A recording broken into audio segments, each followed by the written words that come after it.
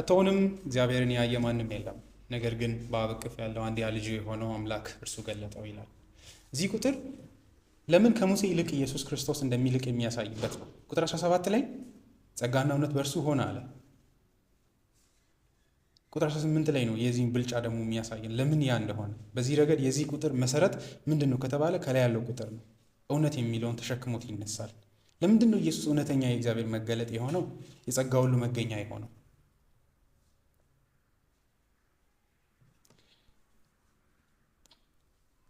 አሁንም ከሙሴ የሚልቅበትን መንገድ ያሳዩናል። ሙሴ ከእግዚአብሔር ማደሪያ ውስጥ ወጥቶ እግዚአብሔርን የገለጠ ሰው አይደለም። ስለ እግዚአብሔር ኢየሱስ የሚያውቀውን ያህል አያውቅም። እሱ ነው ልዕልናው። ስለ ኢየሱስ ግን ስናወራ ምንድን ነው እያለን ያለ ነው? ከእግዚአብሔር እቅፍ የወጣ ልጅ ነው እየተረከልን ያለው። ስለዚህ እሱን ለማሳየት ይሞክራል። ሙሴ እንደዛ አይደለም። ያ ብቻ አይደለም፣ እግዚአብሔርን ከቶ አይቶት የሚያውቅ አንድም ሰው የለም ይላል። ታዲያማ ሰው ሁሉ ስለ እግዚአብሔር ከየት አይቶ ነው እያወራ ያለው? በሌላ አካል በኩል እያገኘ ነው እያወራ ያለው። አሁን ግን ተደራራቢ ስለ እግዚአብሔር ማንነት ከሰሚ አይደለም እየሰማን ያለ ነው። ሙሴ ራሱ እየሰማውን ነው የሚያወራው። እግዚአብሔርን እንደርሱነቱ አይቶት አያውቅም። እዚህ የተነገረውን ነው የሚነግረን። ኢየሱስ ክርስቶስ ግን የሚያወራው ከማንም ሰምቶ አይደለም። የዮሐንስ ወንጌል እጅግ አስደናቂ በሆነ መንገድ ከዚህ ቀጥሎ ባሉት ክፍሎችም ስንመለከት ኢየሱስን ከክፉ ከመጥፎ ሐሰተኛ አስተማሪዎች ጋር አይደለም እያነጻጸረ ብልጫውን የሚናገረው። ለምሳሌ ምዕራፍ 3 ላይ ለኒቆዲሞስ ሲናገር አይታችሁ እንደሆነ እንደዚህ ይላል። ምዕራፍ 3 ቁጥር 10 ላይ ኢየሱስ እንዲህ ሲል መለሰለት፣ አንተ የእስራኤል መምህር ሆነ ሳለ እነዚህ ነገሮች አታውቅምን? እውነት እልሃለሁ የምናውቀውን እንናገራለን። አውቀው ነው በብዙ ቁጥር እያወራ ያለው እንጂ እንደዚህ የሚያውቅ ሌላ አካል የለም ብዬ አምናለሁ። ስንደርስ እናያለን። ያየነውንም እንመሰክራለን። እናንተ ግን ምስክርነታችንን አትቀበሉም ይላል። ቁጥር 12 ይህንን የሚያወራበት ምክንያት ዮሐንስ ኒቆዲሞስ እኛ ብሎ ስለጀመረ እሱም እኛ ብሎ አውቆ እያወራ ነው በማለት ይተረጉማሉ። ስለ ምድራዊ ነገር ነግሬያችሁ ያላመናችሁ ስለ ሰማያዊ ነገር ብነግራችሁ እንዴት ታምናላችሁ? ስለ እግዚአብሔር ሙሉ ነገር ብነግራችሁ። ምክንያቱም እኔ ብቻ ነኝ ያየሁት። ቁጥር 13 እሱ ነው የሚናገረው። ከሰማይ ከወረደው ከሰው ልጅ በቀር ወደ ሰማይ የወጣ ማንም የለም። እግዚአብሔር ምን አይነት እንደሆነ የሚያውቅ አንድም ሰው የለም እንደሱ።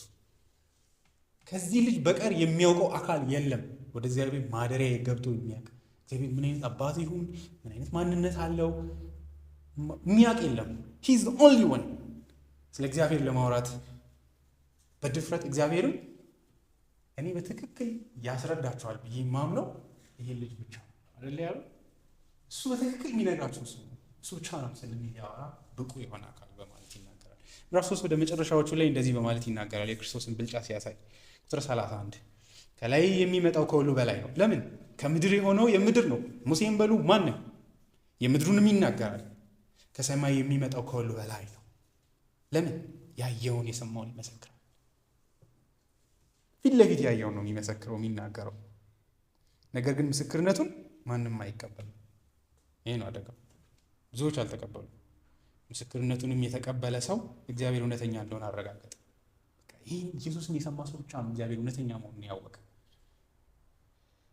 እግዚአብሔር መንፈሱን ሳይሰፍር ስለሚሰጥ ለሱ ማለት ነው። እግዚአብሔር የላከው ኢየሱስ ክርስቶስ ማለት ነው የእግዚአብሔርን ቃል ይናገራል። አብ ወልድን ይወዳል። ሁሉንም ነገር በእጁ ሰጥቶታል። ለዚህ ነው የኢየሱስ ስለ እግዚአብሔር የሚሰጠው ምስክርነት ብቸኛ እውነተኛ ምስክርነት የሚሆነው ከሙሴም በሉ ከማንም ይልቅ ማለት ነው። ለምን? ከዚህ የተነሳ ነው። ስለዚህ ከሙሴ ይበልጣል ሲል ቁጥር 18 ላይ እሱን ነው የሚያሳየን። በዚህ ረገድ ልክ አሁን እነዚህ ቁጥሮች ላይ እንዳየነው ከቶንም እግዚአብሔርን ያየ ማንም የለም። ማንም ይሄ ጥያቄ ይጭርብናል። ኢሚዲየትሊ ጥያቄዎችን እናመጣለን። እነሱን ነው እያስወገድን ሄደው። ለምንድን ነው እግዚአብሔርን ያየ የለም የምንለው? የምር እግዚአብሔርን ያየ የለም? ብሉይ ኪዳን ላይ እኮ ያዩ ይመስላሉ። ሙሴ ራሱ ያየ እኮ ይመስላል። እውነት በእርሱ ውስጥ ሆነ የምንለው በምን ረገድ ነው የሚል ጥያቄ ይመጣል። አንችልም። እሱም እግዚአብሔርን ማየት አቅም የለንም። አንድ ሰው እንደዚህ ይላል፣ The persistent view is that for no one, not even for Moses, Can God be an object of direct observation? And that human person cannot even exist in God's unveiled presence ይላል። ለዚህ እንግዲህ ጥቅሶች አሉ። ዘጸአት ምዕራፍ 33 ቁጥር 11 ላይ 20 ላይ ዘኍልቍ ምዕራፍ 12 ቁጥር 8 ዘዳግም ምዕራፍ 18 16 ላይ እግዚአብሔርን አይቶ ሊኖር የሚችል ሰው የለም። የመጀመሪያው ምክንያት እሱ ነው። ያ ማለት ያልተደበቀ እግዚአብሔርን ሙሉ በሙሉ አስተህ እስከ እግዚአብሔር ከተገለጠ የምር ትሞታላችሁ ነው የሚለው። የእግዚአብሔር መገለጥ ይገለናል ነው። አእምሯችን ሊሸከሙ አይችልም። ምን እንደሚሆን አላውቅም። ማለት ወደ ማበድ ነው የምንመጣው። ሉዝ ነው አእምሯችን የሚያደርገው እግዚአብሔርን በእርሱነቱ ቢያየው፣ ወይስ የምር እንዲሁን? አንዳንድ ጊዜ እኮ እውነትን ለመናገር አንዳንድ ሀሳቦች ጭንቅላታችሁን በጭንቀት ሊሞሉ ይችላሉ አይደል? እያያችሁ ይሄ ጭንቅላቱ እየከበዳችሁ ሊመጣ ይችላል። ማለት ተራ ነገር እኮ ነው። ያንን እንኳን መቀበል መሸከም የሚከብደው ነው። እና ይሄ ታላቅ አምላክ ሊገለጥ ይችላል ወይ የሚለው ጥያቄ አለ። ስለዚህ አንደኛው ምክንያት እሱ ነው። ሌላኛው ደግሞ ካልቪን ይላል እግዚአብሔር መንፈስ ስለሆነ እኛ ደግሞ በስጋ አይኖች ነው ነገሮችን የምናየው። ከዚህ አንጻር እግዚአብሔርን ልናየው አንችልም ይላል። እኔ ግን በመንፈስ አይኖቻችንን ማየት እንችላለን ብዬ አላስብም። እግዚአብሔርን አዝተዝ ማለት እግዚአብሔርን እንደሱነቱ ማለት ነው። ያንን መረዳት አንችልም። ምክንያቱም ኢንኮምፕሬንሲብል ከመረዳት የሚያልፍ ስለሆነ ማለት ነው። ምክንያቱም አሁን እኮ ራሱ እግዚአብሔርን እኛ ካልቪን የሚለውን እንትን ማለልበት ምክንያት አሁን እኮ ራሱ እግዚአብሔርን በስጋ አይን አይደለም እያየን ያለ ነው። ጨለማ በሆነው ልባችን በኩል ስለበራ በክርስቶስ ኢየሱስ ፊት የእግዚአብሔር የክብር እውቀት ብርሃን ያበራል እንጂ በስጋ አይን ስላየ ነው አለ። ግን ካልቪን የሚለው እውነት አለው። በታሪክ ውስጥ ስጋ ለብሶ እግዚአብሔር በታሪክ ውስጥ በተከሰተው ክስተት ውስጥ ነው ጆሮአችን አትሊስት እየሰማ ያለው በታሪክ ውስጥ የሆነውን ታሪክ ነው። በዛ ውስጥ ነው እግዚአብሔርን እያየን ያለ ነው። ነገር ግን እሱንም ቢሆን እኮ ኢየሱስ በመስቀል ላይ ሲሞት ያዩ ሰዎች አሉ። ታሪኩ አሁንም በስነ መለኮት ነው የሚተነተነው። ያ መስቀል ላይ እግዚአብሔር ልጁን እንዴት እንደቀጣውና በዛ ውስጥ ነው እግዚአብሔርን በክብር ለማየት እየሞከርን ያለ ነው። እሱም ቢሆን በመንፈስ ቅዱስ ነው የተገኘው። ስለዚህ አይ ቲንክ የስጋ አይናችን ማየት አለመቻሉ ብቻ አይደለም ነገሩን ከባድ የሚያደርገው።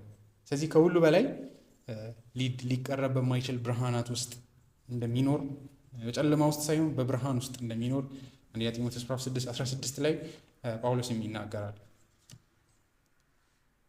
በዚህ ረገድ ይላል ካልቪን እግዚአብሔር በክርስቶስ ኢየሱስ ብቻ ነው፣ ካልሆነ በስተቀር ሊታወቅ አይችልም። ለምን? ክርስቶስ የእግዚአብሔር ሕያው መልክ ነው። የእግዚአብሔር እውነተኛ መልክ ነው። ኢየሱስ ያነሰ መልክ አድርገን እንዳናስብ።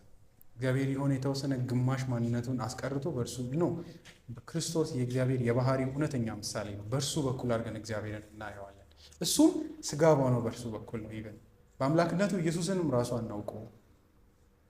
በዚህ ግን ስጋን በለበሰው በክርስቶስ በኩል እግዚአብሔር በመስቀሉ ታሪክ ውስጥ ወደ ብርሃን መጥቷል።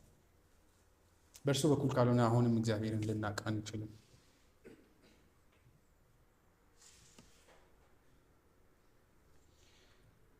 አዩ የተባሉት ሰዎች ካልቪን ያንን ሲያስረዳ ምን ይላል? ለምሳሌ ሙሴ እግዚአብሔርን ፊት ለፊት አውርቷል ይላል። ወር ደግሞ ያዕቆብም ከእግዚአብሔር ጋር እንደታገለ ታሪኩን እንሰማለን። ይሄን ካነሳችሁ ይላል ካልቪን እንደዚህ ይላል I maintain that all sight is not at all to be compared with ours። የትኛውም እግዚአብሔርን በብሉይ ኪዳን ሰዎች ስላዩበት ማየት ካወራችሁ ከኛ ጋር በፍጹም አይነጻጸርም ይላል። በምን ረገድ? But as God was accustomed at that time to exhibit himself obscurely እግዚአብሔር ራሱን በተደበቁ ነገሮች ውስጥ ራሱን ደብቆ ያሳያል። As it were from distance ከሩቅ ነው እግዚአብሔርን ያዩት። Those to whom he was more clearly revealed say that they saw him face to face ይላል። ለብዙዎች እግዚአብሔር የራቀ ስለሆነ እግዚአብሔር በትንሹ በሩቅ ሆኖ የቀረባቸው ሰዎች እግዚአብሔር በጣም የቀረባቸው መስሏቸው ፊት ለፊት አወራን ይላሉ ይላል። ከሰዎች አንጻር ነው። ምክንያቱም እግዚአብሔርን የሚያውቅ በሌለበት እግዚአብሔር ትንሽዬ ብርሃን ሲሰጣቸው ፊት ለፊቱ አይተናል ብለው እነሱ ናቸው ሪላቲቭሊ የሚያስቡት እንጂ የምር እግዚአብሔርን ፊት ለፊት ስላዩት አይደለም። ያንን ሲደመድም they saw with reference to their own time ከራሳቸው ጊዜ አንጻር ነው አይተናል የሚሉት። ሰው ሁሉ እግዚአብሔር የሚያወራው እግዚአብሔርን ሰው ስለሌለ አግኝቶት የሚያውቅ ሰው የለም እግዚአብሔርን። but they did not see God in any other way than wrapped up in many folds of figures and ceremonies ይላል። እግዚአብሔርን በብዙ ምሳሌዎች ውስጥ ተደብቆ ተጠቅልሎ ነው ያዩት። በበጎችና በተለያዩ ምሳሌዎች ውስጥ ማለት ነው። በቤተ መቅደሱ ቅርጾች ውስጥ፣ አሰራሮች ውስጥ ነው የሚያዩት የእግዚአብሔርን ቅድስና። እግዚአብሔር እንዴት በቅድስተ ቅዱሳን በጣም ከኛ ይልቅ የላቀ መሆኑንና የራቀ መሆኑን ለማሳየት እንደዚህ አይነት ነገሮችን አድርጓል። በጣም የተጠቀለለ ነው። ቅድስናውን ለማሳየት የኪሩቤል ሰይፍ ምሳሌዎች ናቸው። በዛ ውስጥ ተደብቆ ነው እግዚአብሔር ያለው። በክርስቶስ ኢየሱስ እነዛን ሁሉ ከውጭ ያሉትን ገፍ አነሳቸው እያለን ያለ ነው። ስለዚህ በዛ ውስጥ እነሱ በጣም የተጠቀለለ እግዚአብሔር ውስጥ ነው ጭላንጭል ለማየት የሞከሩት እንጂ በፍጹም እግዚአብሔርን አይተዋል ማለት አንችልም። ሙሴስ የሚል ጥያቄ ይመጣል ከጠየቃችሁኝ ይላል ካልቪን። እዛው ራሱ ዘጸአት ምዕራፍ 33:23 ላይ እንደምትመለከቱት ፊቴን አትመለከትም፣ ባይሆን ግን ጀርባዬን ታያለህ ነው የተባለው። በዚህም ይላል ካልቪን የፊትና የጀርባ ምሳሌ ነው እየተጠቀመ ያለው። ለእኛ የእኛን ቋንቋ ነው እግዚአብሔር ለራሱ የወሰደው። ቅድም እንዳልኳችሁ ጀርባን አይታችሁ ስለ ሰው ምንም ልትሏችሁ ነው አይደለ? ምንም የምትሉት ነገር የለም። ጀርባ የሆነ የምትሉት እንጂ እየሳቀ ይሁን እያዘነ ይሁን ኢቭን ማን እንደሆነ ላታውቁ ትችላላችሁ አይደል? የሰው ጀርባ አይታችሁ የምታውቋቸው ልብሶች ምናምን ለብሰው ማለት ብዙ አይናገርም ጀርባ። ልክ የሙሴ ማየት እግዚአብሔርን ጀርባውን ያየው ያ ጥቅሶች ማለት መሐሪ ቸር የሚለው የእግዚአብሔር የጀርባ ማንነት ነው። ከዚህ አንጻር ሙሴ ራሱ እግዚአብሔርን ፊት አይተዋል አንልም። ልክ ያየው መገለጥ ልክ ጀርባን የማየት ያህል ነው። እግዚአብሔር ነግሮት ነው የጀመረው። እሱንም ደግሞ ተደብቆ ነው። ከዛም ደግሞ ምን በአለት ስንጣቂ ውስጥ ነው ትንሽ ማለት ነው የእግዚአብሔር መገለጥ ጀርባው ራሱ እንዳያጠፋው ሙሴን ማለት ነው። ይሄ ሁሉ ምሳሌ ነው እንዴት ያቺ መገለጥ እንኳን ሙሴን ልታጠፋው እንዴት እንደምትችል ሲያሳይ ማለት ነው። ስለዚህ ከዚህ አንጻር አይተዋል ማለት አንችልም። እንትናም ፒንክም እሱን ነው የሚለው I will take away my hand and thou shalt see my back parts but my face shall not be seen. ጀርባዬን አሳይሃለሁ ፊቴን ግን አላሳይህም። Character is not declared in a person's back parts ይላል። የሰዎች ባህሪ በጀርባቸው አይጠናም ይላል። ጀርባቸውን ይዛቸው አታጠኑ but in face ይላል። ፊት እያያችሁ እንጂ የሰዎችን ምን እንደሚመስሉ አይደለ?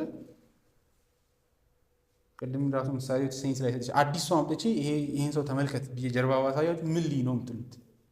አዙ ማለት ዞሮ ነው እንጂ ማየው ጀርባ ምንድን ነው ልትሉ ትችላላችሁ። ምክንያቱም የሰዎች ባህሪ ማንነት ያለው ፊታቸው ላይ ነው። ትክክል አይደለ? ሰዎችን ከሰዎች የሚለየው እውነተኛ ነገራቸው ፊታቸው ነው። ስለዚህ በዚህ ረገድ የእግዚአብሔር እውነተኛ ካራክተሮቹ ባህሪያቶቹ ሙሴ አላያቸውም። ዛት ሞዘስ ሰው ናት the face ፊቱን አይደለም ያየው but only the back parts of Jehovah was in perfect accord with the dispensation of the law in which he lived. የኖረበትን ጊዜንም ውሰዱት በህጉ አስተዳደር ውስጥ ነው የኖረው። በህጉ መገለጥ ውስጥ ነው እግዚአብሔርን እያየ የኖረው። ያ ማለት በህጉ መገለጥ ነው ማለት ህጉን ብቻ አይደለም፣ አስርቱ ትእዛዛትን ብቻ አይደለም ማየት ያለብን። የህግ አገልግሎት ጊዜ ያበቃው ክርስቶስ ሲመጣ እንደሆነ እናውቃለን። አንድ ኃጢአተኝነትን በማሳየት ጉድለትን በደንብ በማሳየት አዳኝ እንደሚመጣ ይጠቁማል፣ ግን ሙሉ መገለጥ አይሰጥም። ምሳሌዎቹ የበግ ስርዓቶች እግዚአብሔርን በጣም ለማየት ሞክረዋል። በዛ ውስጥ ጭላንጭሉን አግኝተዋል። ያ ሁሉ የህይወታቸው ትስስር ከእግዚአብሔር ጋር ያላቸው ልክ የእግዚአብሔርን ጀርባ የማየት ያለው ሙሴም እንደዛ ነው ህይወቱ የነበረው ይላል። ግን ምንድን ነው ያየው ስለ እግዚአብሔር ጀርባ ስንል ምን ያየ ነው? የእግዚአብሔር ጀርባ ህጉ ነው፣ የእግዚአብሔር ፊት ጸጋው ነው። ኦር ደግሞ በክርስቶስ ኢየሱስ እግዚአብሔር ፊቱን አሳየ ስንል ይህንን ነው እያለን ያለ ነው። How profoundly thankful should we be that the dispensation of law has passed and that we live in a full light of the dispensation of grace ይላል። ስለዚህ እኛ በዘመን ራሱ በዚህኛው ዘመን ላይ በመኖራችን የታደልን ነን ይላል።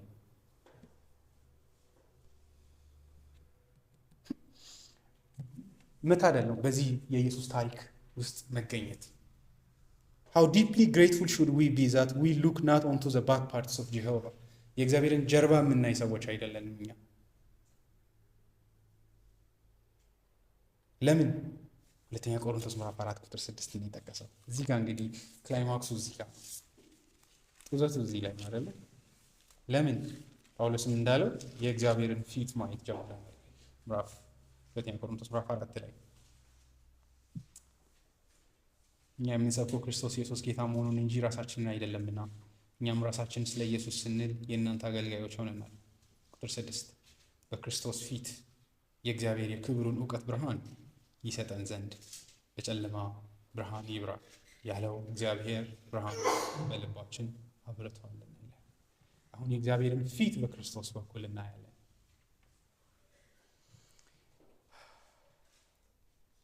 የእግዚአብሔር ጀርባን እያየን አይደለም። ያን ስንል እንግዲህ ሙሉ መገለጥ ያን የእግዚአብሔር ጀርባን ማየት መታደል ነው። እኛ ግን የእግዚአብሔር ፊትን ነው አሁን እያየን ያለ ነው በክርስቶስ ኢየሱስ።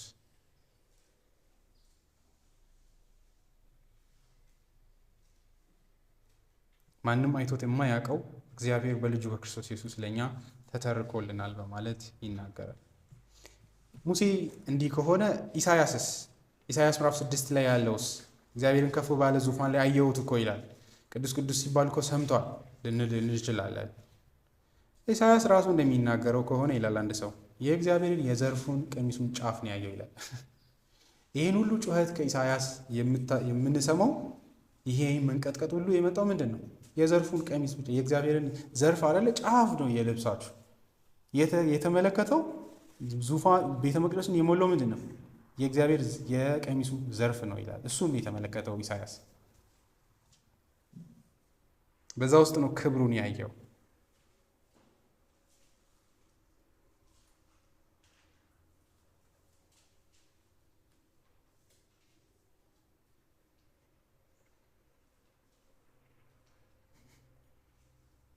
አየሁት ብሎ ወየው ጠፋው። ምን አይተው ሲባል የዘርፉን ቀሚስ።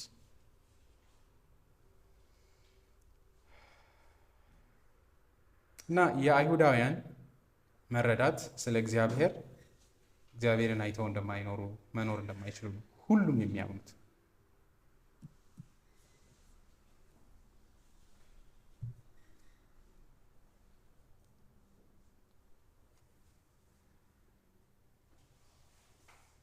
ሁሉም ቦታ ላይ እንደምታዩት እንደዛ ነው የሚሉት። እግዚአብሔርን አየው ወየው ጠፋው ነው የሚሉት። ምክንያቱም መረዳታቸው እሱን እግዚአብሔርን አይቶ መኖር የሚችል ማንም እንደሌለ ያውቃሉ። እጅግ አስፈሪ መገለጥ እንደሆነ ያውቃሉ። ስለዚህ ይህንን እንደምድም ከተባለ ፒንክ እንደዚህ ብሎ ይዘጋል። ባለፉት ዘመናት እግዚአብሔር በሙሉ ክብሩ አልተገለጠም። ያ ለመገለጥ እግዚአብሔር ያልተገለጠ ያህል ጀርባው ብቻ የታየ ያህል እንዲሆን ያደርጋል። In the past, God in the fullness of His glory was unmanifested. በሙሉ ክብሩ እግዚአብሔር አልታየም። እግዚአብሔር አልታየም ሳይሆን በሙሉ ክብሩ አልታየም። የእግዚአብሔር ጀርባ ነው የታየው። እግዚአብሔርን በሙሉ በእርሱነቱ ያየው አንድም የለም። እንዲያውም ወደፊትም የሚያየው የለም። አሁን ግን በልጁ በክርስቶስ ኢየሱስ በኩል ግን እኛ እናየዋለን። የእግዚአብሔር ክብር ምንድን ነው? የእግዚአብሔር የክብሩ ሙላት ምንድን ነው? ጸጋና እውነት በእርሱ በኩል ማግኘታችን ነው። የኢየሱስ ክርስቶስን ምስክርነት ለምን ከሙሴ በላይ እንመን ካላችሁ፣ ነገር ግን በአብ እቅፍ ያለው አንድያ ልጁ የሆነው ሰረቀው በማለት ይገልጻል። እቅፍ ምንድን ነው?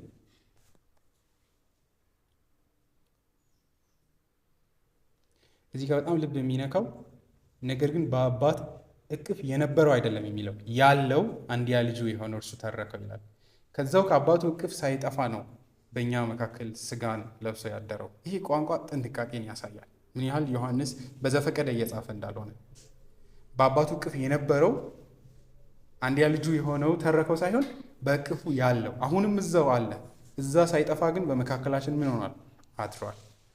በዚህም ጌታ ኢየሱስ ክርስቶስ ሰው በመሆኑ መለኮትነቱን እንዳላጣ ባይሆን ሰውነትን ወደ ራሱ ላይ እንደጨመረ ወይም ደግሞ ቃልም ስጋ ወደ መሆን እንደመጣ እንመለከታለን። ስለ ክርስቶስ ሲያወራ አንድያ ልጅ ነው በማለት ይናገራል።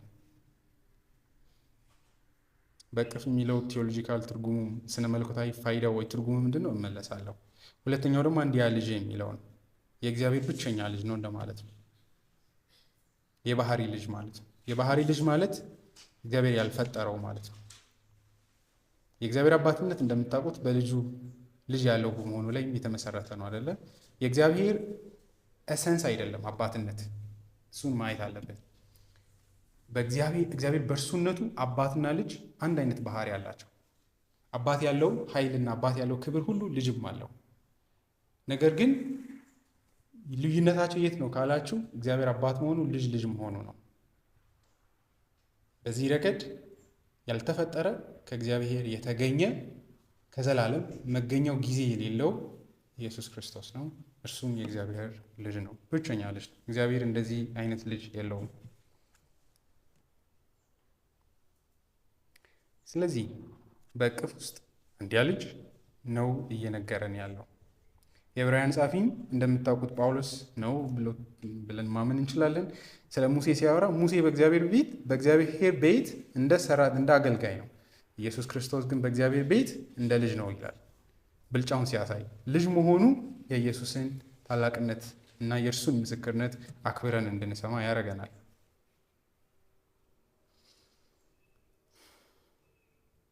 ስለዚህ በዚህ ረገድ ስለ ኢየሱስ ክርስቶስ ወደ እኛ መምጣት ከመናገሩ በፊት ቃል ነው፣ ጅማሬ የሌለው ስለ እግዚአብሔር ከልጁ ተለይቶ አስቦት የሚያውቀው ወይም ኖሮት የሚያውቀው አንድም ነገር የለውም።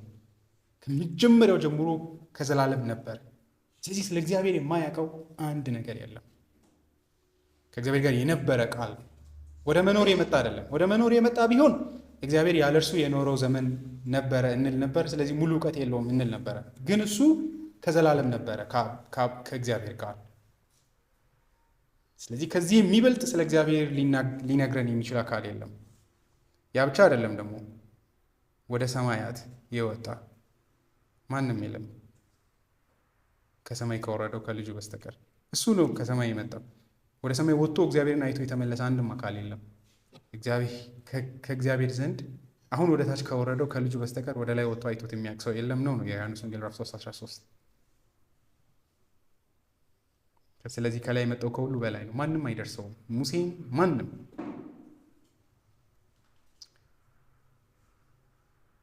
አንድ ሰውዬ በአባቱ እቅፍ የሚለውን ሲያስረዳ ኢየሱስ ማንም እግዚአብሔርን አይቶ የሚያውቅ የለም። ኢየሱስስ ግን ብቸኛ የእግዚአብሔርን ጓዳ ገብቶ ያየ፣ መላእክትም እግዚአብሔርን አይተውት አያውቁም። እሱ ብቻ ነው ያየው እግዚአብሔርን። ስለ እግዚአብሔር የሚያውቅ እሱ ብቻ ነው፣ በእርሱነቱ ማለት ነው። በዚህም ከእግዚአብሔር ያ ማለት ኢንቲመሲውን ያሳያል። እግዚአብሔርን ስለ እግዚአብሔር የማያውቀው ነገር እንደሌለ ማለት ነው።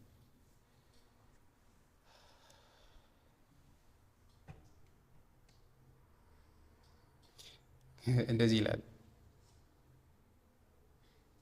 አንድ ሰውዬ፣ ከዚህ የተነሳ ኢየሱስ ስለ እግዚአብሔር የሚለውን የትኛውንም ነገር ብናምን እግዚአብሔር ኢየሱስ እንደሚለው ነው፣ ማንም እንደሚለው አይደለም። ይህ በጣም ወሳኝ። ስለ እግዚአብሔር ኢየሱስ የሚለውን ከሰማችሁ በእውነትም ሰምታችኋል። ሌላው ሁሉ እውነተኛ የእግዚአብሔር ማንነት አይደለም። እርሱ ብቻ የሚናገረው ነው ተሰሚነት ሊኖረው የሚያስፈልገው። ለምን? እሱ ነው ከአባቱ እቅፍ። ማንም ወደ ጓዳው ገብቶ አይቶት አያውቅም። ስለዚህ ማንም የሚለውን ለምን እሰማለሁ? እግዚአብሔርን ያየ ማንም የለም። ሰው ያላየውን ሰዎች የሚያወሩትን ለምን እሰማለሁ? ያየውን እሰማለሁ እንጂ። በዚህ ረገድ ክርስቶስ በአንድ ድፍረት ሊኖርን ይችላል ይላል ሊዮን ሞሪስ። we may have confidence that God is as Christ revealed him። እግዚአብሔር ማለት ማን ነው ካላችሁ ኢየሱስ እንደገለጠው ነው በማለት ይናገራል። ካልቪን እዚህ ጋር የሚናገረውን ነገር ላንብብላችሁ። አላቅም፣ ሾኪንግ ነው ለኔ ይሄ። ስለ እግዚአብሔር እንደዚህ የሚያወራ ሰው ያለ አይመስለኝም።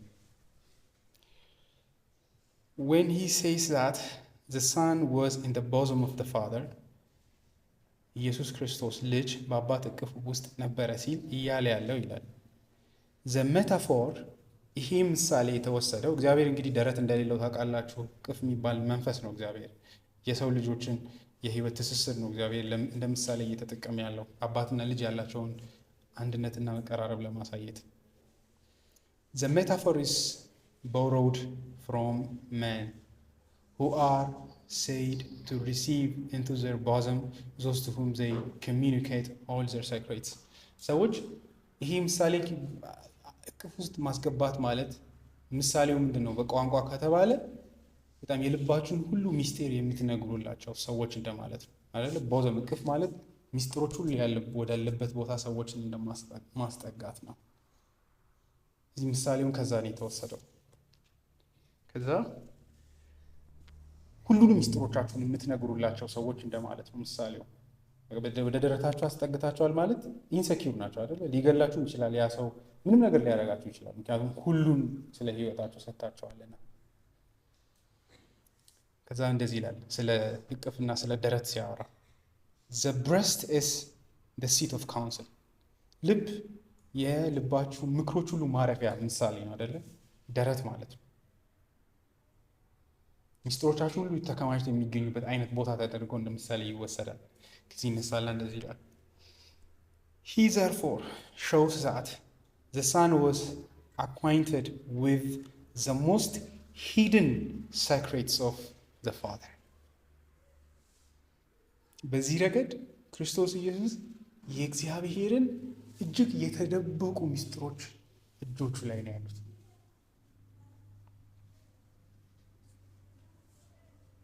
ማለት እንደብቃለን አይደል? ራሳችንን ምንም ጥያቄ የለውም። ያው ሚስጥሮቻችን ማለት እኛ እንደማለት ነው እኮ ሙሉ በሙሉ ዲፕስት ወደ ውስጥ ከተካሄደ እኔ ማለት የህይወቴ ማንነቶች የምላቸው ሚስጥሮች ተሸክሜ ይኖራቸዋለሁ። በዚህ ረገድ የእግዚአብሔርን እጅግ የአባት የውስጥ በጣም ማንም የማይደርስባቸውን ሚስጥሮች ያውቃል። የእግዚአብሔርን እቅዶች ያውቃል። የእግዚአብሔርን ልብም ጭምር ያውቃል።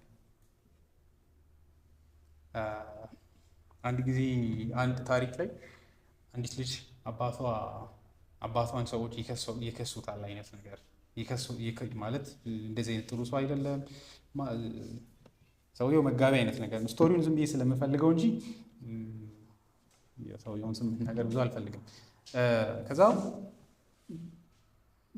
ኢሜሎች የሚጻፉትን ድንገት እንዳጋጣሚ ወደ አባቷ ቢሮ ሄዳ ታገኛቸዋለች። ከዛ ኢሜሎቹን ስታያቸው አባቷን በጣም የሚሳደቡ ኢሜሎች ናቸው። ነቀለች። በቃ ቀን ሙሉ እየመለሰች ዋለች አለ አባቴ እንደዚህ አይደለም እያለ እንዲህ አባቴ እንደዚህ አይደለም። ሰዎቹ የሚከሱትን ክሶች እየወሰደች ማለት አታውቁትም አባቴን ዝም ብላችሁ ከውጭ የምታወሩት እያለች ከሁሉ የኢየሱስንም መገለጥ እንደዛ ልናየው እንችላለን። አባቴን እየተረዳችሁት አይደለም። ምን አይነት ልብ እንዳለው አታውቁም አይነት ነው መገለጡ። የአባቴን የውስጥ ልቡን ላሳያችሁ። በራሱ ሞት ውስጥ ሊያሳይ ፈልግ ያ መገለጥ ነፍሱን የሚወስድ ይህ እንደሆነ እያወቀ ማለት ነው። ሶሳት የእግዚአብሔር ጽድቅ እንዲታይ ማለት ነው። ሰዎች እግዚአብሔርን እንደሚከሱት እንዳልሆነ፣ ይሄ ዓለም ዲያብሎስ እንደሚከሰው እንዳልሆነ፣ እግዚአብሔር ስለ ዓለም ያለው እቅድ ዓላማው ምን እንደሆነ ማለት ነው። እግዚአብሔር ሰዎችን ሲሆን ላይ የሚቀጣው ለምንድን ነው ካላችሁ መልካም ብቻ ስለሆነ ነው። እኔ እግዚአብሔር መገለጥን በክርስቶስ በኩል ብቻ ነው ማየው። እኔ አያገባኝም። የእግዚአብሔር ዘላለማዊ ምክሩን ከዚህ ባለፈ ለመረዳት አልፈልግም። ኢየሱስ እንደነገረኝ ብቻ መስማት ፈልጋለሁ። በዚህ ረገድ እግዚአብሔር ንጹሕ ነው። የኃጢአት ምንጭ አይደለም፣ መልካም ብቻ ነው እግዚአብሔር። ከእርሱ ውስጥ ክፉ ጨለማ በእርሱ ዘንድ የለም። እግዚአብሔር ክፉ ማሰብ የሚባል ነገርን አያውቅም። እኔ ምን ላድርግ? ትስስፉ ጋደስ እግዚአብሔር ይሄንን ነው ጌታ ኢየሱስም ያሳየን እሱ። ታዲያ ከየት ነው እግዚአብሔርን ክፉ አድርገን እያየን ያለው? ወይ ደግሞ የሚያስፈራን ለምንድን ነው? እንዲህ የሚሆነው ለምንድን ነው? ከኃጢአት የተነሳ ነው። ዮሐንስም ያለን እሱን ነው። ብርሃን በጨለማ ያበራል። ሰዎችም ስራቸው ክፉ ነበረና ከብርሃን ይልቅ ጨለማን ወደዱ። ችግሩ የእግዚአብሔር ብርሃንና ንጽህና ላይ አይደለም፣ ከሰዎች ክፋት እንጂ። ስለዚህ እግዚአብሔር ማን ነው ካላችሁ ኢየሱስ በዚህ መንገድ ነው አባቱን ሊያሳየን የመጣው። ከዚህ ተነስተው እንደዚህ ይላል ቃል መጨረሻ ላይ እንደዚህ ይላል። ታዲያ የት ነው ይሄ የእግዚአብሔር የተደበቀው ሚስጥራት ወደ ብርሃን የወጡት ካላችሁ in order to inform us that we have the breast of God as it were laid open to us in the gospel።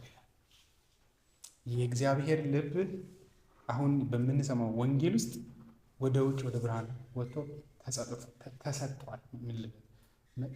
ማስጣት አለ አይደል? ልክ ልብስን እዚህ ላይ ደግሞ ውጭ አውጥቶ ማስጣት ማለት ነው። የእግዚአብሔር ልብ የተደበቀው ማንነቱ አሁን በወንጌሉ የእግዚአብሔር የውስጡ የተደበቁ ሚስጥሮች ማለት ነው በልጁ በክርስቶስ ኢየሱስ በኩል ወደ ውጭ ወጥተዋል። አሁን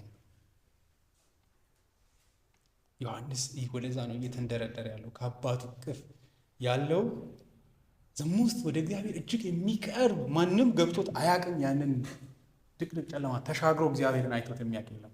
ከዛው ግን ዝም ብሎ አንድ አካል አይደለም፣ የእግዚአብሔርን የውስጥ ልቡ ጋር ያሉትን ምስጢሮች የያዘ አካል መጣ። የእግዚአብሔር ልብ በዚህ ወንጌል ወደ ብርሃን መጥቷል።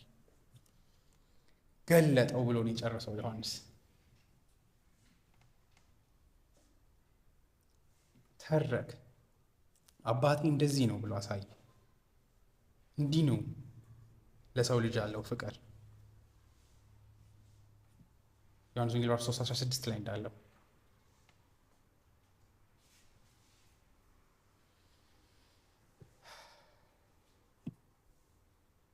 ካልቪን ስለ እግዚአብሔር ስላለፉት ዘመናትና አሁን ስለ ኢየሱስ ገለጠው ሲባል እንደዚህ ይላል።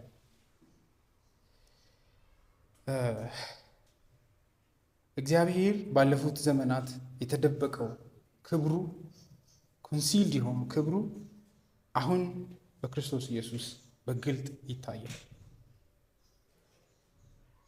የዕብራውያን መልእክት ምዕራፍ 1:3 ላይ የምታዩት እሱን ነው። እግዚአብሔር ባለፉት ዘመናት በተለያዩ መንገዶች ራሱን ሊያሳይ ፈልጓል፣ ሞክሯል። አይደለ? ሊትራሊ እንደዛ ብለን መውሰድ እንችላለን። የሆኑ ድምፆችን ለማሰማት ሞክሯል እግዚአብሔር ከጥንት ጀምሮ ከፍጥረት ማለዳ ጀምሮ በፍጥረት በኩል ራሱ ስለ ራሱ ለመናገር ሞክሯል። እግዚአብሔር ከጥንት ጀምሮ በተለያየ ጊዜ በልዩ ልዩ መንገድ በነቢያት በኩል ለአባቶቻችን ተናግሮ ቁጥር 2 በዚህ መጨረሻ ዘመን ግን ሁሉን ወራሽ ባደረገውና ዓለማትን በፈጠረበት በልጁ ለኛ ተናገረ። የመጨረሻ ንግግር ማለት ነው። እግዚአብሔርን ከዚህ በኋላ ደግመ ተናገር ማለት ንቀት ነው። ምን እንደምታስብ እንደምትወደን ይሁን ስለ ሕይወታችን ግድ እንደሚልህ ነቢያቶች መጡ ይንገሩኝ እንደማለት ንቀት የለም። የእግዚአብሔር የመጨረሻ ድምፅ ነው ክርስቶስ ኢየሱስ። እግዚአብሔር ይህን ነው እየተባለ ነው። እግዚአብሔርም ከዚህ በኋላ ላለማውራት የመጨረሻ ድምፅ ነው ያሰማን ይላል።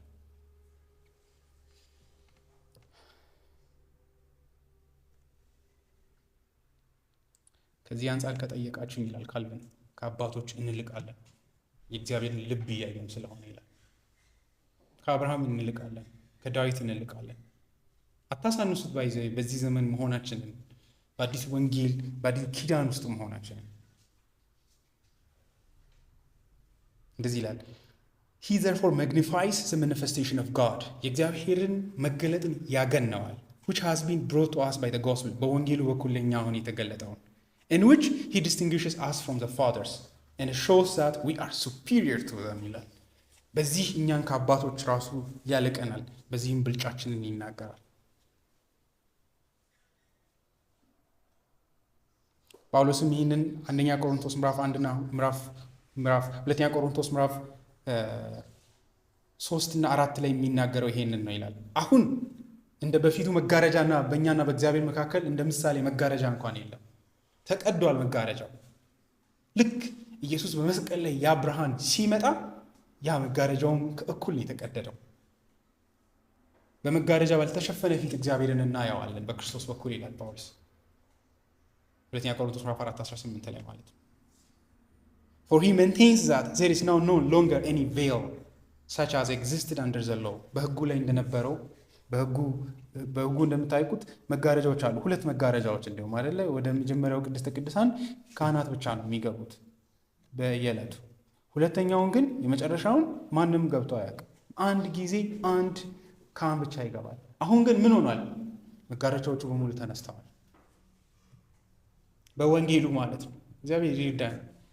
በወንጌሉ የእግዚአብሔር ፊቱ መጋረጃው እንደተነሳ ዳግም ልደት ያገኘ ሰው ብቻ እንደሚያይ ጳውሎስ ራሱ ይናገራል። መጋረጃው አሁንም አለ ዳግም ልደት ላላገኙ ሰዎች። ወንጌሉ የተሸፈነ የሚመስላቸው ካሉ የተከደነባቸው የዚህ ዓለም አምላክ ዓይናቸውን ላሳወረባቸው ይላል። የጌታ መንፈስ ባለበት በዚህ አርነት አለ። ዛሬም የብሉይ ኪዳን መጽሐፍትን ሲያነቡ ቤተ መቅደስ እኮ የለም፣ ግን አሁንም መጋረጃው ፊታቸው ላይ ይዘረጋል። ወደ ኢየሱስ ክርስቶስ ግን ዘወር ስትሉ መጋረጃው ሁሉ ይነሳል ይላል። ግን ኦልቲሜትሊ ምን የጌታ መንፈስ ባለበት በዚያ ነው አርነት ያለው። አሁን መጋረጃው ተነስቷል። but that God is openly beheld in the face of Christ ይላል። እግዚአብሔር በአደባባይ በልጁ በክርስቶስ ኢየሱስ በኩል በግልጥ ይታያል ይላል።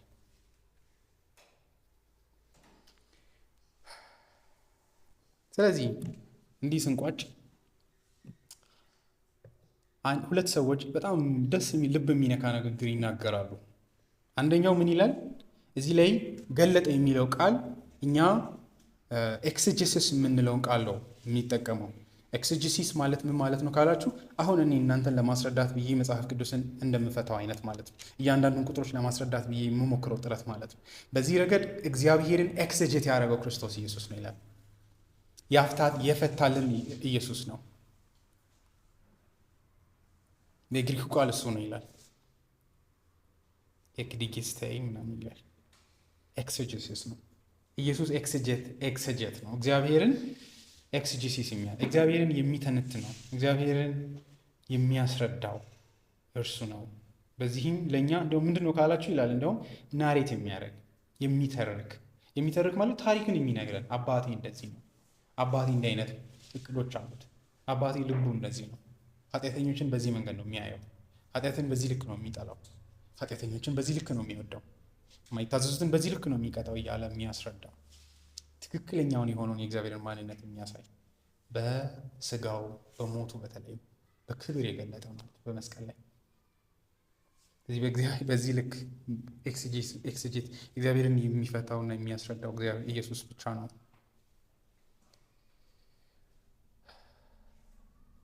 እንግዲህ መጽሐፉን ሲጀምር ቃል ነው ብሎ ነው የጀመረው። the word ብሎ ነው የጀመረው።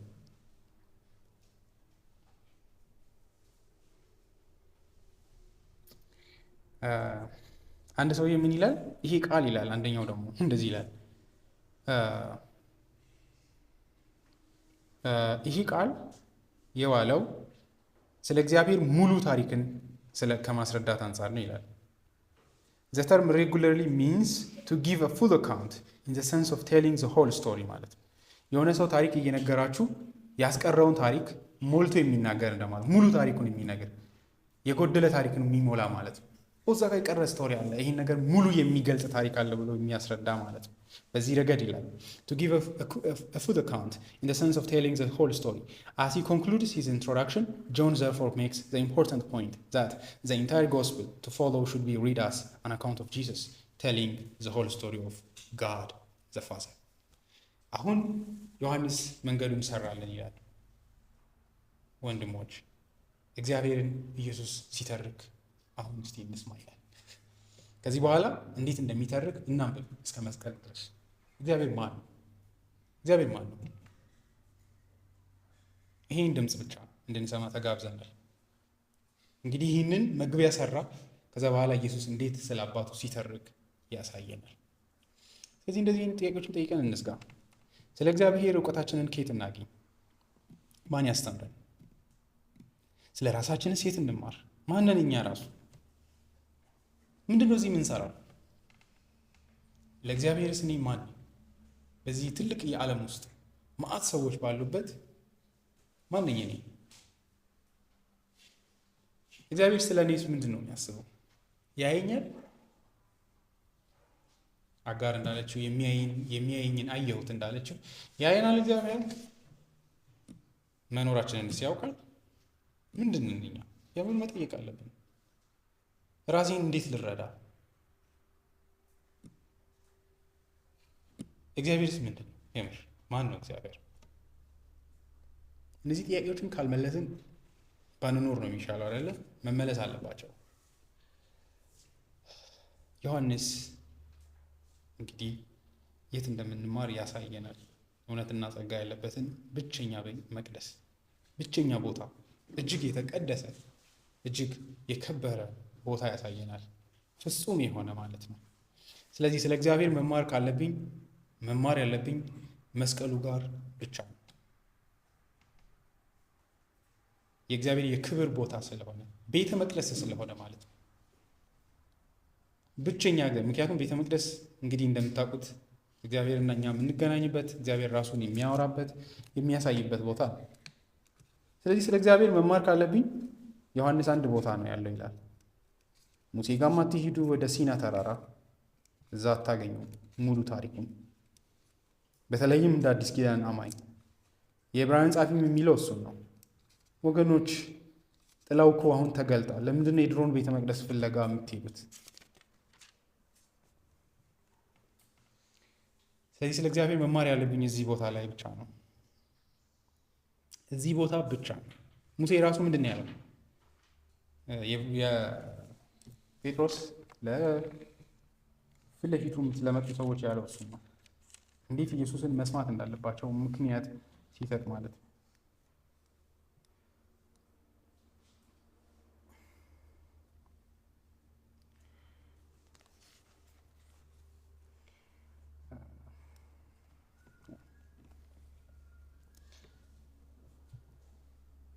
ክፍሉን ሳላወጣው ነው በግምት እንትን ያልኩት።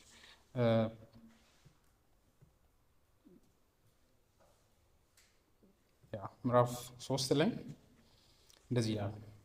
ቁጥር 21 ሐዋርያት ሥራ እግዚአብሔር አስቀድሞ በቅዱሳት ነቢያቱ አፍ እንደተናገረ ሁሉን ነገር እስከሚያድስበት ዘመን ድረስ እርሱ በሰማይ ይቆይ ዘንድ ይገባል። ሙሴም እንዲህ ብሏል። እንግዲህ ሙሴን አይደለም የምታከብሩትና ዋጋ የምትሰጡት? ሙሴ እንዲህ ብሏል። ጌታ አምላካችሁ ከእናንተው መካከል እንደኔ ያለ ነቢይ ያስነሳላችኋል። ይሄን ነቢይ መስማት ምን ያህል አጥብቆ መሻት እንዳለባቸው ሲያሳይ፣ ክብደቱን ሲያሳይ እርሱ የሚነግራችሁን ሁሉ ስሙት። ሙሴ ነው የሚለው እንግዲህ እርሱ የሚነግራችሁን ስሙት። ይህን ነቢይ የማትሰማ ነፍስ ሁሉ ከሕዝብ መካከል ተለይታ ትጥፋ ይላል። እርሱን ስሙት፣ ይመጣል። ስለ እግዚአብሔር ከእርሱ ተማሩ። አፉን ከፍቶ ያስተምራቸዋል እግዚአብሔር አባት ማን እንደሆነ። ለምሳሌ የጌታ ስለ ጸሎት ያስተማሩ ትልቅ ትምህርት ነው። ማቴዎስ ወንጌል 7 ላይ እናንተ ክፉዎች ስትሆኑ ለልጆቻችሁ እንዲህ ካረጋችሁ የሰማዩ አባቴ እንዴት ለማስረዳት ይሞክራል በምድራዊ ቋንቋ። ይሄን ነው ባይዘ ምድራዊ ማለት በዛው ባላችሁ ኮንቴክስት ለማስረዳት ማለት ነው። እዛው የምድር አባትነትን በመጠቀም ወደ ሰማይ ለመጎተት ይሞክራል። ግን መስቀሉ ላይ መናገር በሌለበት ልክ እግዚአብሔርን አሳይቷል፣ አባቱን አሳይቷል። ሰማያዊ መገለጥ ነበረ። በአፉ ከተናገረው በላይ በስጋው ሰውነቱ እግዚአብሔርን አሳይቷል። ስለዚህ ሙሴ ጋር መሄድ የለብንም፣ መጥምቁ ዮሐንስ ጋር መሄድ የለብንም። ይህንን ወደ ህይወታችን እናውረደው።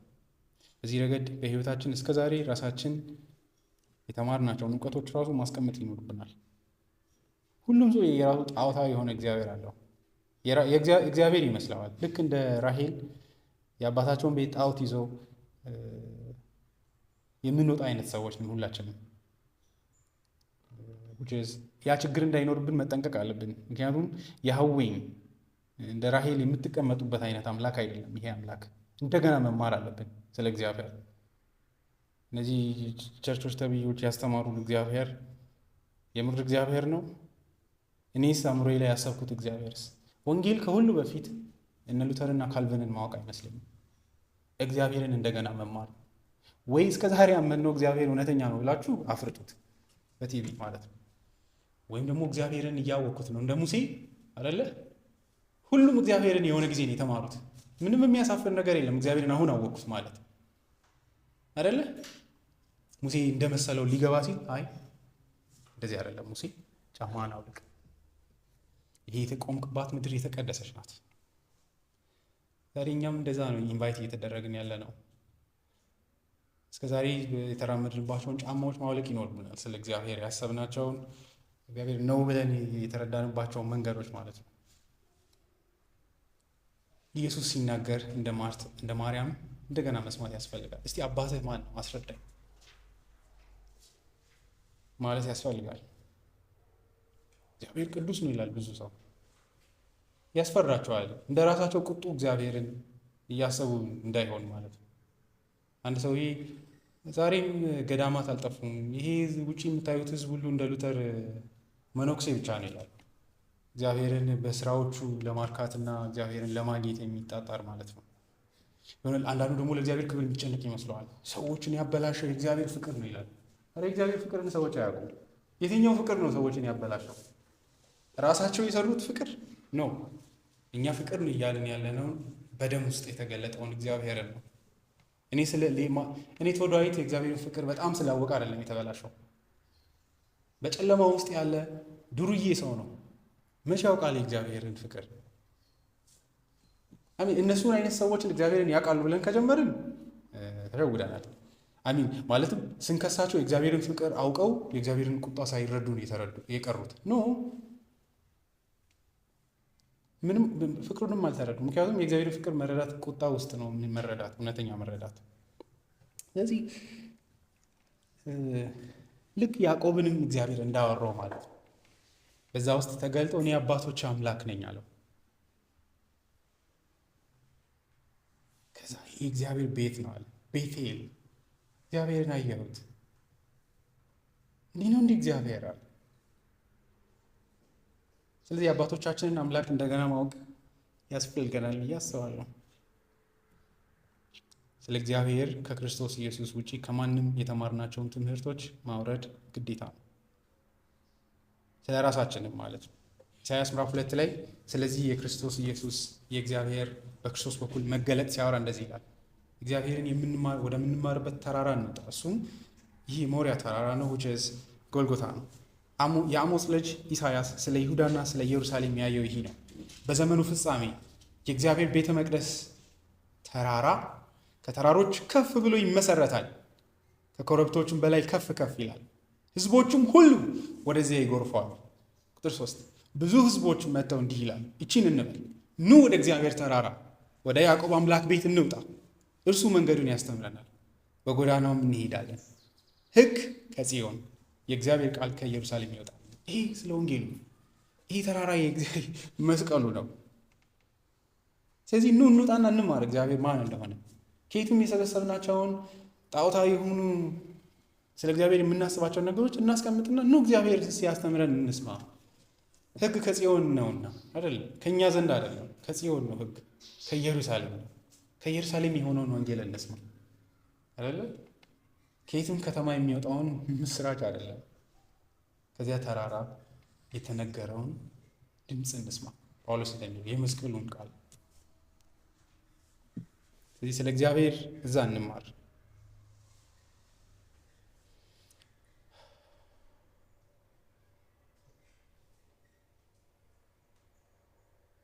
እግዚአብሔር ራሱን የገለጠው ጳውሎስም እንደሚለው ዓለም በገዛ መንገዷ እግዚአብሔርን ለማወቅ ስለተሳናት እግዚአብሔር ለዓለም የተዋረደ ስፍራ ዓይንን የማይማርክ ብዙ ምስጢሮችን የተሸከመ በማይመስል መስቀል ውስጥ ራሱን ደብቆ ተቀጥቷል ይላል። ያንን የተደበቀውን እግዚአብሔርን የሚያዩት እግዚአብሔር የጠራቸው ብቻ ናቸው። ለዓለም ውርደት በሚመስል ውስጥ ክብርን የሚያዩ፣ ለዓለም ሞኝነት በሚመስል መስቀል ውስጥ የእግዚአብሔርን ጥበብ የሚያዩ።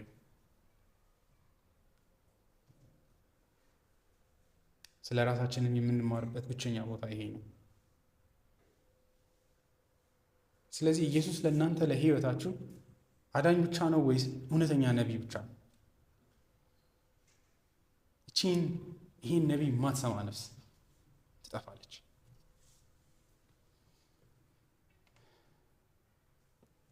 እግዚአብሔርም ያዘዘን እሱን እንድንሰማ ብቻ ነው። ቅድም እንዳልኩት እውነተኛ ነቢይ፣ የመጨረሻ ነቢይ እሱ ብቻ ነው። ከዚህ በኋላ ነቢይ አንፈልግም፣ መፍቀድም የለብንም። ጆርዳን ፒተርሰን ስለ እኔ እንዲናገር አልፈቅድለትም። ተፈጥሯዊ ለሆኑ ሰዎች ስለ እነሱ ማንነት ሊነግራቸው ይችላል። ለእኔ ግን የእግዚአብሔር ልጅ ኢየሱስ የመጨረሻ ነቢይ ነው። እነዚህ በተለያዩ ዜናዎች ላይ የሚነገሩትንም መልእክቶችና በየአደባባዩ የሚሸጡትንም ታሪኮች አልሰማቸውም። እነሱ ስለ እኔ አያውቁ፣ ስለ አባቴም አያውቁ። እንሰማው ከአባቱ እቅፍ የወጣው ኢየሱስን ብቻ ነው። በዚህ መገለጥ ውስጥ እጅግ ክፉ ሰው፣ ምንም ጥያቄ በሌለበት መንገድ መርዛማ ሰው፣ ክፉ ከንቱ ሰው፣ ማንረባ ሰዎች ነን። በዛው ልክ ደግሞ እጅግ ታላቅ በሆነ አምላክ የተወደድን ሰዎች ነን። ከዚህ ውጪ ማንም ስለ እናንተ በጎ ቢያወራም አትፍቀዱለት። አታውቁም ስለ እኔ ማለት ያስፈልጋል። ሰዎች አንዳንዴ ፑሽት ሲያደርጓችሁ ዝም ማለት ተገቢ አይደለም። መናገር አለብን። አይ አታውቅኝም፣ ክፉ ሰው ነኝ፣ ስለ እኔ መልካምም አትናገሩ። የእግዚአብሔር ልጅ ስለ እኔ ከመሰከረው ምስክርነት ውጭ ሌላ አልሰማም። ማንም በጎ እንዲለኝም አልፈልግም። በዛው ልክ ደግሞ ማንም የማንረባ እንደሆንኩ እንዲነግረኝ አልፈቅድለትም። ብዙ ሊጎለኝ ይችላል። ብዙ በጎ ነገር ከውጫዊ የሚታይ ነገር ላይኖረን ይችላል። እግዚአብሔር ግን ይወደናል። ስለዚህ ማንም መለኪያችንን በዚህ እንዲተምነን መፍቀድ የለብንም። ጳውሎስ እንዳለው ለእኔ ሌላ ትምክህት ሁሉ ይራቅ ከክርስቶስ ኢየሱስ መስቀል በቀር። ስለዚህ ይህ ትምክህታችን ነው። ራሳችንን ያገኘንበት እግዚአብሔርንም ጭምር ያገኘንበት ቦታ ነው። ሌላ ሁሉ ነገር ይራቅ። ስለዚህ በዚህ ልክ የክርስቶስን ታላቅነት እግዚአብሔር ያሳየን። ከዚህ መስቀሉ እጅግ ከከረፋ የሞት ሽታ ካለበት ቦታ የህይወት ዝማሬ የወጣበት ቦታ ነው። እንደ ሳምሶን አንበሳ ከሞተ ሬሳ ከሚመስል ቦታ ውስጥ የህይወት ፍንጣቂና ጮራ የወጣበት ቦታ። ስለዚህ እዚህ ቦታ ላይ ቢከብደንም እዚቹ እግዚአብሔርን እንማር። አመስግነን እንጨርስ። እግዚአብሔር ቅዱስ አባት ሆይ ይህ አእምሯችን በጣም ያስቸግረናል። አይኖቻችን እጅግ ደካሞች ናቸው። ይህ አጠገባችን ያለው ዓለም ካንተ በላይ እውነት ሆኖ ይሰማናል። ስላንተም አባትነት ለማመን ይከብደናል። የሙሴ ድምፅ ያምረናል። ታውቃለህ፣ ይህንን እውነት መስሎ ይሰማናል። መውደድህ እጅግ ብዙ ስለሆነ የተወደድን እስከማይመስለን ድረስ ያስፈራናል። እና እግዚአብሔር አባት ሆይ ሌሎች ድምፆችን ሁሉ እንደዛው እንደምናይ እኛም ጆሮቻችንን ከድነን ካንተ በልጅ በኩል ካለው መገለጥ ውጪ ሌላ ነገር እንዳናስብ እንደ ጳውሎስ ዓለም ለእኔ የተሰቀለበት እኔም ለዓለም ከተሰቀልኩበት ከኢየሱስ ክርስቶስ መስቀል በቀር ሌላ እውቀት፣ ሌላ መረዳት፣ ሌላ ትምክህት ከኔ ይራቅ እንዳለ ኢየሱስን የመጨረሻ ብቻ ሳይሆን ሌሎችን ሁሉ ከነፍሳችን እንድናርቅ አንድ ድምፅ ብቻ በህይወታችን ውስጥ ስላንተም ስለ ራሳችንን እንዲናገር እንዲተርክ ብቻ እንዲሆን እንድትረዳን እንጠይቃለን። በወንጌል ውስጥ የሚቀርበውን ድምፅ አምነን ወደ ቅድስተ ቅዱሳን መግባት እንድንችል ዘንድ እንድትረዳ። አይዟችሁ፣ እንደናንተ ደካማ ድካምን ያውቃል። የነገሮችን አስቸጋሪነት፣ የነገሮችን ውስብስብነት ያውቃል። ስለዚህ ሂዱ። በእግዚአብሔር ዘንድ እናንተን የማይረዳ ሊቀ ካህናት የላችሁም። በነገር ሁሉ እንደናንተ ስለተፈተነ ችግራችሁን ይረዳል። እንዴት በእግዚአብሔር ፊት ስለ እናንተ ማውራት እንዳለበት ያውቃል። ስለዚህ ሂዱ፣ ታላቅ ሊቀ ካህናት ስላለን የሚለውን የተስፋ ድምፅ የህይወት ነፍስን በህይወት የሚሞላውን ድምፅ መስማት ብቻ እንድንችል ዘንድ ይህ ብቻ ድምፅ ነፍሳችንን እንዲያበረታታና ወደ አንተ ዘንድ መቅረብ እንዲሆንልን ዘንድ እንጠይቃለን። በዚህም ክርስቶስን በቁስሎቹ ውስጥ ያንን የዋህ ትሁት የሆነውን ኢየሱስን በመንፈስ ቅዱስ እንድታሳየን። ለእኛ እጅግ አስፈሪ የሆነው ኢየሱስ ይታየናል። ያ ሥጋ የሆነው ኢየሱስ አይታየንም። ስለዚህ እግዚአብሔር አባት ሆይ ድፍረታችን በዚህ ወንጌል ውስጥ ብቻ ነው ሊሆን የሚችለው። የልጅህን ቁስሎች ማየት ብቻ ነው ድፍረትን ሊሰጠን የሚችለው። ስለዚህ እነዚህን ቁስሎች በመንፈስ ቅዱስ እርዳታ አይኖቻችን ተከፍተው ማየት እንዲሆንልን ዘንድ እንጠይቃለን። በዚህ ብቻ ባርከን። ያዕቆብ እንዳለው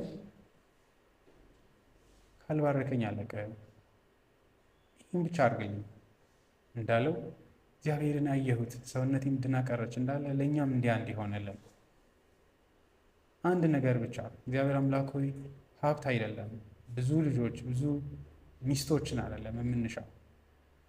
ፊትህን አሳየን በልጅ በኩል በእርሱ ደም ውስጥ ስብራት ውስጥ ይህም ብቻ አድርግልን። በዚህ ፍቅር መኖር እንድንችል እናውቃለን። ሞትን ማሸነፍ እንድንችል፣ ህይወትንም ማሸነፍ እንደምንችል እናውቃለን። ስለዚህ ይህንን የተቀደሰ መሬት እንድታሳየን እግሮቻችን ማግኘት እንዲችሉ ዘንድ እንድትረዳ፣ በዚህም በአንተ ፊት የምንቆምበትን ጽኑ መሰረት እንድናይ እንድትረዳን እንጠይቃለን። አባት ሆይ ስለ ደግነትህ እናመሰግናለን። ይህን ወንጌል ተቀምጠን የምንሰማበትን እድል መስጠትህ የመውደድህ ምልክት ነው። ስለዚህ እኛን ስለወደድከን እናመሰግናለን። ስለ ሁሉ ነገር ተባረክ። በልጅ በኢየሱስ ክርስቶስ ስም አሜን።